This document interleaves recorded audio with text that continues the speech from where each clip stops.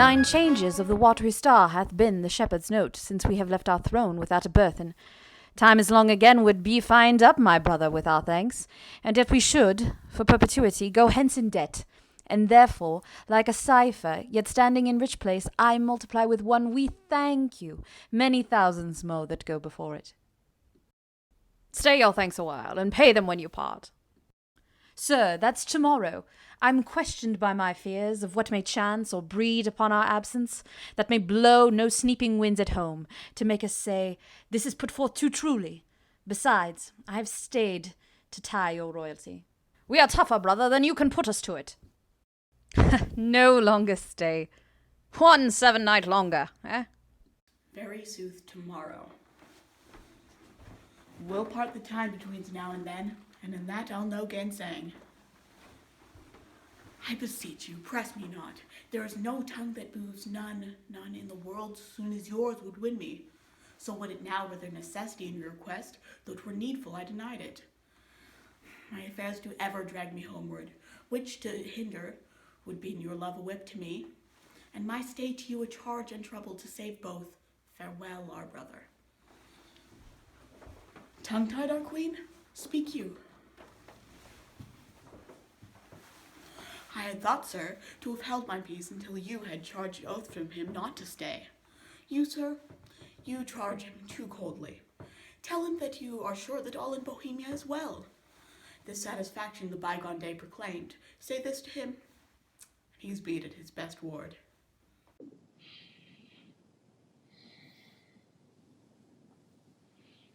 Well said, Hermione. To tell he longs to see his son were strong. But let him say so then, and let him go. But let him swear so, and he shall not stay, or thwack him hence with distaffs. Yet of your royal presence, I'll adventure the borrow of a week. When at Bohemia you take my lord, I'll give him my commission to let him there a month behind the jest prefixed for his parting. Yet, good deed, Leontes, I love thee not ajar the clock behind what lady she her lord. You'll stay? No, Nay, but you will. I'm not ready. Verily. Oh, you put me off with limber vows, but I, though you would seek to unsphere the stars with oaths, should yet say, Sir, no going. Verily you shall not go. A lady's verily is as potent as a lord's. Will you go yet? Force me to keep you as a prisoner, not like a guest. So you shall pay your fees when you depart and save your thanks. How say you, my prisoner or my guest? By your dread, verily, one of them you shall be. Your guest, then, madam. To be your prisoner should import offending, which is for me less easy to commit than you to punish. Not your jailer, then, but your kind hostess. Come, I'll question you of my lord's tricks and yours when you were boys. You were pretty lordings, then? We were, fair queen, 2 lads that thought there was no more behind but such a day tomorrow as today, and to be boy eternal. Was not my lord the verier wag o' the 2? We were as twin lambs that did frisk in the sun, and bleat the one at the other. What we changed was innocence for innocence. We knew not the doctrine of ill-doing, nor dreamed that any did. Had we pursued that life, and our weak spirits ne'er been higher reared with stronger blood, we should have answered heaven boldly, not guilty, the imposition cleared, hereditary ours. By this we gather, you have tripped since. Oh, my most sacred lady! Temptations have since then been born to's, for in those unfledged days was my wife a girl. Your precious self had then not crossed the eyes of my young playfellow. Grace to boot! Of this make no conclusion, lest you say your queen and I are devils.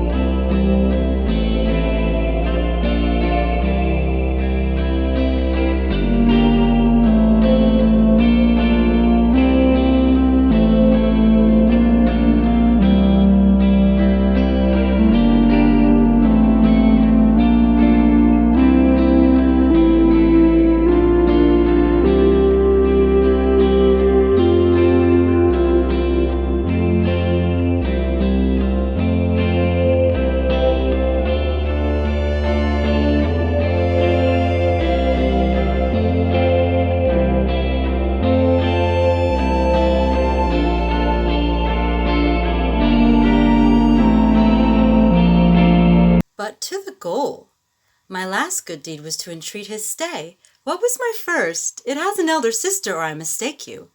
Oh, would her name were Grace! But once before I spoke to the purpose. When? Nay, let me have it, I long. Why, that was when 3 crabbed months had soured themselves to death ere I could make thee open thy white hand and clap thyself my love. Then didst thou utter, I am yours for ever. 'Tis grace indeed. Why, lo you now, I have spoke to the purpose twice. The one forever earned a royal husband, the other for some while a friend. Too hot to mingle friendship far as mingling bloods. I have tremor cordis on me. My heart dances, but not for joy, not joy. This entertainment may a free face put on, derive a liberty from hardiness, from bounty, fertile bosom, and well become the agent it may, I grant, but to be paddling palms and pinching fingers as now they are, and making practised smiles as in a looking-glass, and then to sigh as 'twere the more to the dear, oh, that is entertainment my bosom likes not, nor my brows. Mamillius, art thou my boy? Ay, my good lord. Effects, why that's my bowcock. What, has smutched thy nose? They say it is a copy out of mine. Come, captain, we must be neat. Not neat, but cleanly, captain. And yet the steer, the heifer, and the calf are all called neat. Still virginaling upon his palm. How now, you wanton calf? Art thou my calf? Yes, if you will, my lord. Thou want'st a rough pash, and the shoots that I have to be full like me. Yet they say we are almost as like as eggs. Women say so. That will say anything, but were they false as ore-dyed blacks, as wind, as waters, false as dice are to be wished by one that fixes. No born twixt his and mine. Yet were it true to say this boy were like me. Come, Sir Page, look on me with your welkin eye.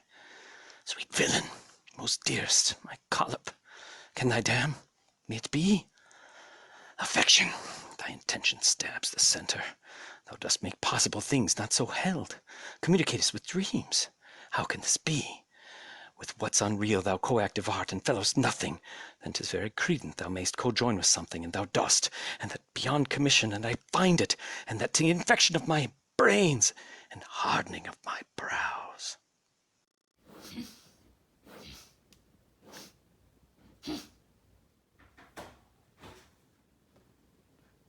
What means Sicilia? Something seems unsettled. How, my lord? What cheer? How's with you, best brother? You look as if you held a brow of much distraction. Are you moved, my lord?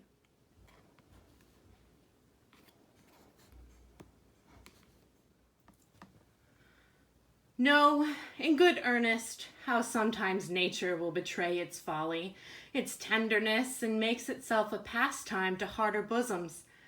Looking on the lines of my boy's face, methoughts I did recoil 23 years, and saw myself unbreeched, in my green velvet coat, my dagger muzzled, lest it should bite its master, and so prove, as ornaments oft do, too dangerous. How like me thought I then was to this colonel, this squash, this gentleman. Mine honest friend, will you take eggs for money? No, my lord, I'll fight. You will? Why, happy man be his dole. My brother, are you so fond of your young prince as we do seem to be of ours?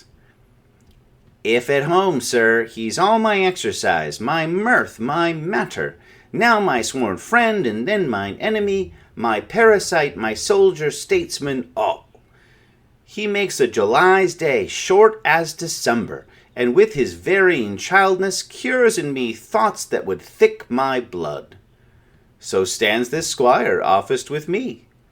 We two will walk, my lord, and leave you to your graver steps. Hermione, how thou lovest us, show in our brother's welcome. Let what is dear in Sicily be cheap. Next to thyself and my young rover, he's a parent to my heart. If you would seek us, we are yours in the garden. Shall us attend you there? To your own bents dispose you. You'll be found, be you beneath the sky.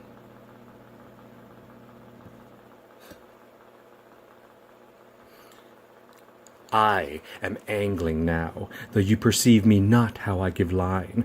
Go to, go to. How she holds up the neb, the bill to him, and arms her with the boldness of a wife to her allowing husband. Gone already? Inch thick, knee deep, o'er head and ears a forked one. Go, play, boy, play. Thy mother plays, and I play too. But so disgraced a part, whose issue will hiss me to my grave. Contempt and clamor will be my knell. Go, play, boy, play. There have been, or I am much deceived, cuckolds ere now. And many a man there is, even at this present, now, while I speak this, holds his wife by the arm that little thinks she has been sluiced in his absence, and his pond fished by his next neighbor, by Sir Smile, his neighbor. Nay, there's comfort in it, whilst other men have gates, and those gates opened as mine against their wills. Should all despair that have revolted wives, the 10th of mankind would hang themselves. Physic for it there is none. It is a body planet that will strike where 'tis predominant, and 'tis powerful, think it, from east, west, north, and south. Be it concluded, no barricado for a belly.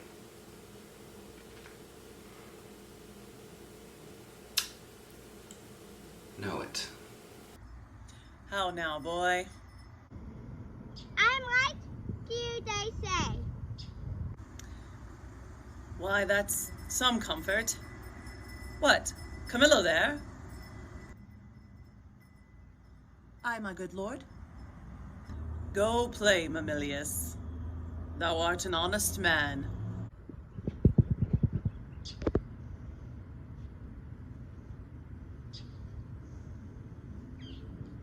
Camillo, this great sir will yet stay longer.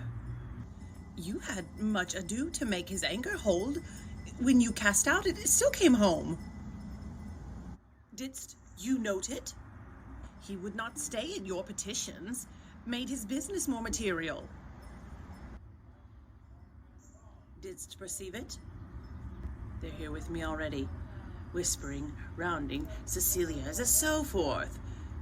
'Tis far gone, when I shall gust at last. How came't, Camillo, that he did stay? At the good queen's entreaty. At the queen's be it. Good should be pertinent, but so it is not. Was this taken by any understanding, Pate, but thine? For thy conceit a soaking will draw in more than the common blocks, not noted is't, but of the finer natures, by some severals of headpiece extraordinary, lower messes perchance are to this business purblind. Say. Business, my lord. I think most understand Bohemia stays here longer. Ha! Stays here longer. Aye, but why? To satisfy your highness and the entreaties of our most gracious mistress.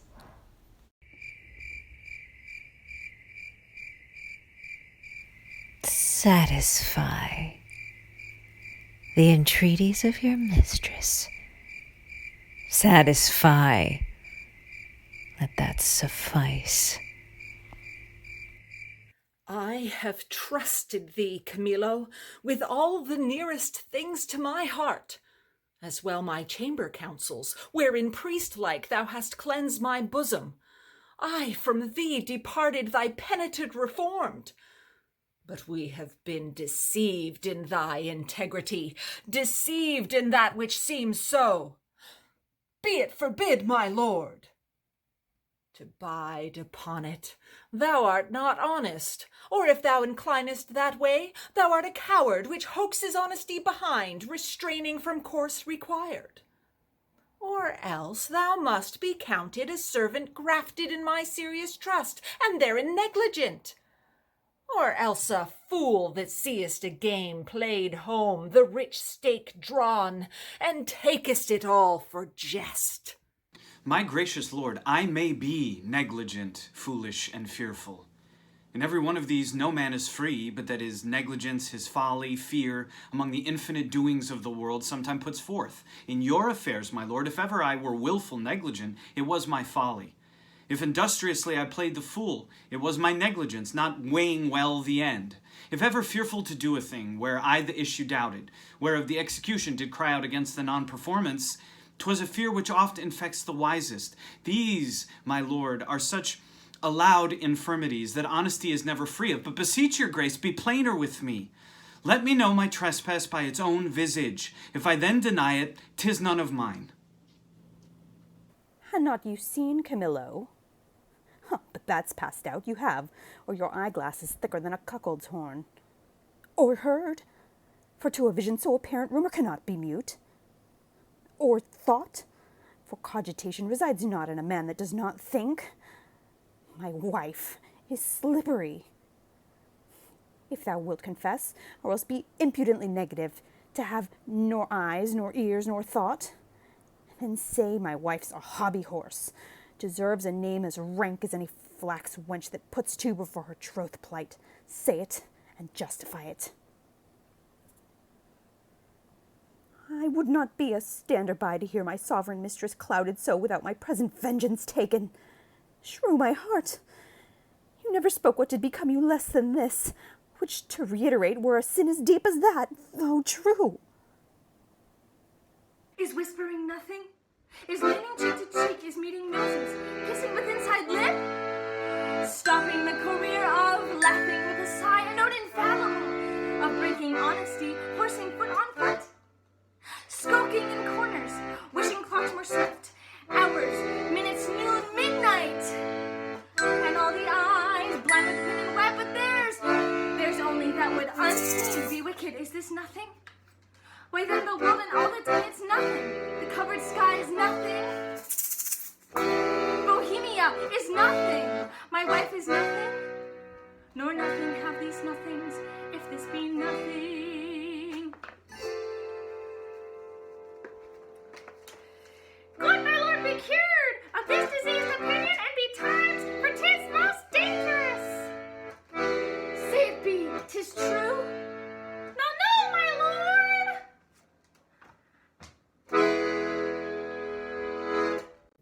It is. You lie. You lie. I say thou liest, Camillo, and I hate thee. Pronounce thee a gross lout, a mindless slave, or else a hovering temporizer, that canst with thine eyes at once see good and evil, inclining to them both. Were my wife's liver infected as her life, she would not live the running of one glass. Who does infect her? Why, he that wears her like a medal hanging about his neck, Bohemia, who, if I had servants true about me, that bear eyes to see alike mine honour as their profits, their own particular thrifts, they would do that which should undo more doing. I, and thou, his cupbearer, whom I from meaner form have benched and reared to worship, who mayest see plainly as heaven sees earth, and earth sees heaven, how I am galled, mightest bespice a cup, to give mine enemy a lasting wink, which draught to me were cordial. Sir, my lord, I could do this, and that with no rash potion, but with a lingering dram that should not work maliciously like poison. But I cannot believe this crack to be in my dread mistress, So sovereignly being honourable, I have loved thee. Make that thy question, and go rot. Dost think I am so muddy, so unsettled, to appoint myself in this vexation? Sully the purity and whiteness of my sheets, which to preserve is sleep, which being spotted is goads, thorns, nettles, tails of wasps, gives scandal to the blood of the prince my son, who I do think is mine, and love as mine, without right moving to it. Would I do this? Could man so blench? I must believe you, sir. I do, and will fetch off Bohemia for it, provided that, when he's removed, your highness will take again your queen as yours at first, even for your son's sake, and thereby foresealing the injury of tongues in courts and kingdoms known and allied to yours. Thou dost advise me, even so as I mine own course have set down. I'll give no blemish to her honour, none. My lord, go then, and with a countenance as clear as friendship wears at feasts, keep with Bohemia and with your queen. I am his cupbearer. If from me he have wholesome beverage, account me not your servant. This is all. Do it, and thou hast the one half of my heart. Do it not, thou splittest thine own. I'll do it, my lord. I will seem friendly, as thou hast advised me. Oh, miserable lady! But for me, what case stand I in? I must be the poisoner of good Polixenes, and my ground to do it is the obedience to a master, one who in rebellion with himself will have all that are his, so too. To do this deed, promotion follows. If I could find example of thousands that had struck anointed kings and flourished after, I'd not do it. But since nor brass, nor stone, nor parchment bears not one, but villainy itself forswear it, I must forsake the court. To do it or no is certain to me a breakneck. Happy star ring now, here comes Bohemia. This is strange. Methinks my favor here begins to warp. Not speak? Good day, Camillo. Hail, most royal sir. What is the news of the court? None rare, my lord. The king hath on him such a countenance as he had lost some province in a region, loved as he loves himself. Even now I met him with customary compliment, when he, wafting his eyes to the contrary, and failing a lip of much contempt, speeds from me, and so leaves me to consider what is breeding that changeth thus his manners. I dare not know, my lord. How? Dare not? Do not. Do you know? And dare not. Be intelligent to me. 'Tis thereabouts. For to yourself. What do you know? You must. And cannot say. You dare not. Good Camillo, your changed complexions are to me a mirror which shows me mine changed too. For I must be a party in this alteration, finding myself thus altered with it. There is a sickness that puts some of us in distemper, but I cannot name the disease that is caught of you that yet are will. How? Caught of me? Make me not sighted like the basilisk. I have looked on thousands who have sped the better by my regard, but killed none so. Camillo, as you are certainly a gentleman, that you clerk-like experience, which no less adorns our gentry than our parents' noble names, in whose success we are gentle, I beseech you, if you know aught which does behove my knowledge thereof to be informed, imprison it not in ignorant concealment. I may not answer. Sickness caught of me, and yet I well? I must be answered. Sorry, my eyes were watering because of the sun. That's all right. Dost thou hear, Camillo? I conjure thee by all the parts of man, which honor does acknowledge, whereof the least is not this suit of mine, that thou declare what incidency thou dost guess of harm is creeping toward me. How far off?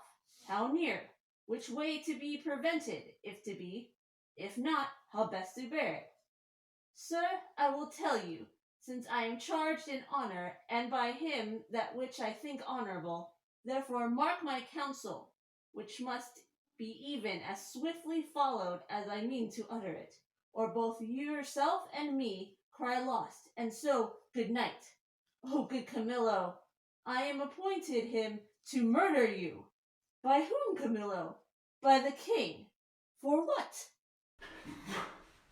He thinks, nay, with all confidence he swears, as he had seen't, or been an instrument to vice you to't, that you have touched his queen, forbiddenly. Oh, then my best blood turn to an infected jelly, and my name be yoked with his that did betray the best. Turn then my freshest reputation to a savour that may strike the dullest nostril, where I arrive, and my approach be shunned. Nay, hated too, worse than the greatest infection that e'er was heard or read. Swear his thought over by each particular star in heaven, and by all their influences. You may as well forbid the sea to obey the moon, as, or by oath remove or counsel shake the fabric of his folly, whose foundation is piled upon his faith, and will continue the standing of his body.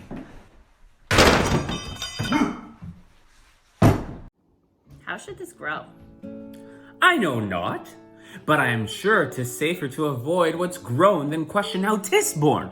If therefore you dare trust my honesty, that lies enclosed in this trunk, which you shall bear along in pond, away tonight. Your followers I will whisper to the business, and will by twos and threes at several posterns clear them of the city. For myself I'll put my fortunes to your service, which are here by this discovery lost. Be not uncertain, for by the honor of my parents I have uttered truth, which if you seek to prove, I dare not stand by, nor shall you be safer than one condemned by the king's own mouth, thereon his execution sworn.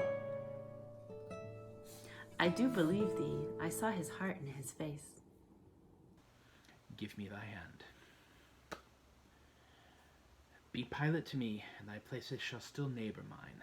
My ships are ready, and my people did expect my hence departure 2 days ago. This jealousy is for a precious creature. As she's rare, must it be great, and as his person's mighty, must it be violent. And as he does conceive he is dishonoured by a man, whichever profess to him why his revenges must in that be made more bitter.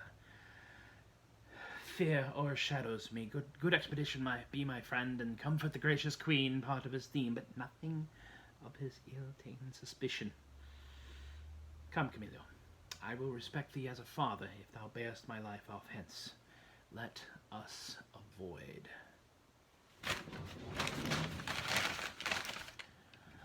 It is mine honour to command the keys of all the posterns. Please your highness to take the urgent hour. Come, sir, away.